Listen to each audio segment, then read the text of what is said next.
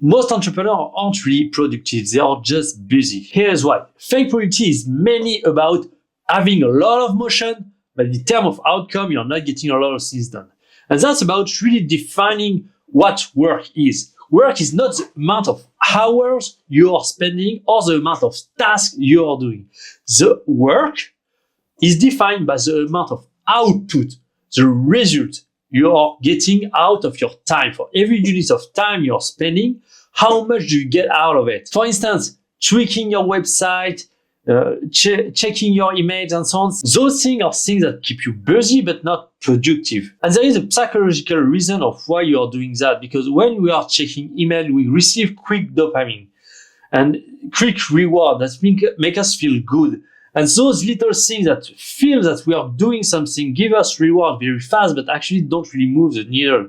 And that's because doing things that actually move the needle force us to get out of our comfort zone and confront ourselves to things that are actually difficult, that things that need to get done, but are tough, and you know that will take time, and you're not sure about the outcome. But those tasks are the tasks that actually are providing the most value, but if you are avoiding them, you will crash your business. So if you're tired of being busy all the time and yet not growing as fast as you want, in this video, we're going to see a lot of things that you may be doing wrong, the mistake that you can be doing that prevent you from getting the growth that you want. So here's how you waste 90% of your day as an entrepreneur. You're either over planning, which leads you to actually not doing, because the time you spend planning is not the time that you spend actually getting things done, or you are perfecting minor details that actually no one is going to notice, but it feels good that you are actually feeling that you're getting something done, but at the end of the day, no one cares. Or maybe you are posting content online just to get likes, but at the end of the day, it doesn't actually move the needle, help your business moving forward. Or, for instance, in your business, you may be just taking meetings upon meetings. Meetings are just here to get checkpoint, but it doesn't help moving things forward. So meetings should be there only to make sure things are done, not cluttering things every step of the way. And finally, another trap that you may fall in is the idea of learning without implementing. See, learning is good.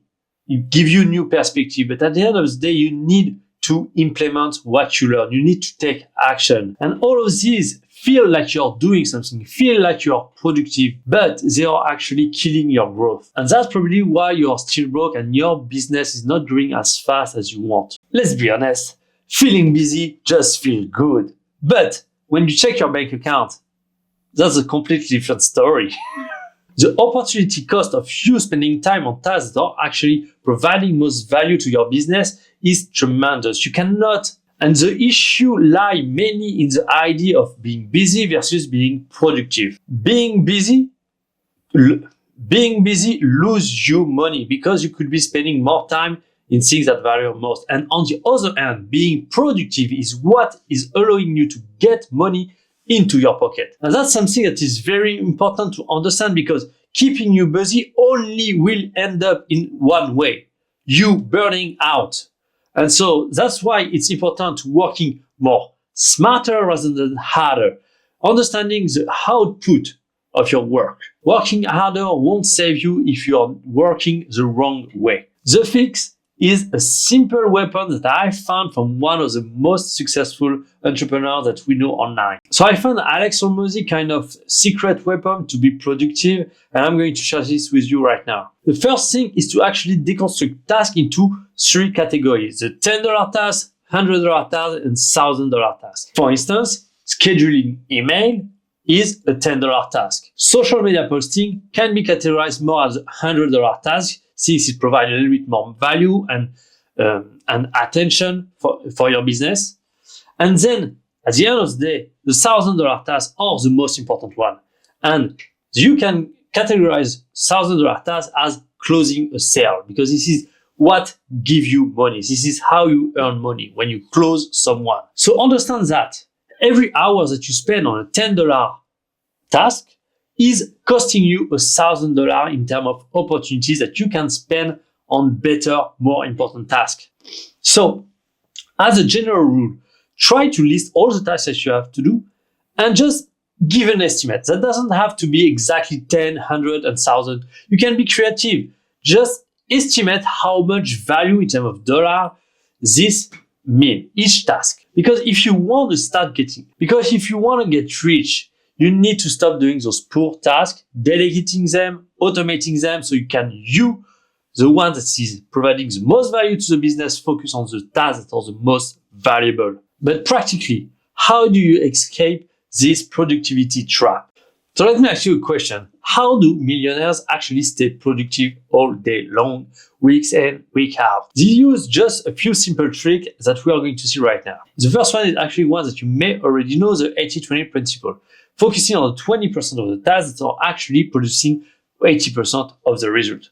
First thing first. And so those kind of tasks are the tasks that are actually focusing on generating income. The 20% of the tasks that are actually getting 80% of the result for your business are the tasks that allow you to make money. I'm talking about sales calls, about product improvement, about upselling, and so on. Everything that can actually lead to making more money. Then the second trick is more about how you spend your time, about time blocking. Having specific time with boundaries that are allowing you to get things done, where you know, okay, during that time, I'm not allowing anyone to get in my way and I'm going to get that done. There is a lot of different things that going into why that work, primarily with the Parkinson law, where when you are setting boundaries in your time, the complexity of the task increases with the amount of time you're allocating to it. So if you are setting clear boundaries, then you cannot get overwhelmed. You cannot do things that don't actually move the needle. You have to be efficient. You have to be focused to get things done in that amount of time. And so you may say, okay, but what about the other 80% of the tasks that I don't have?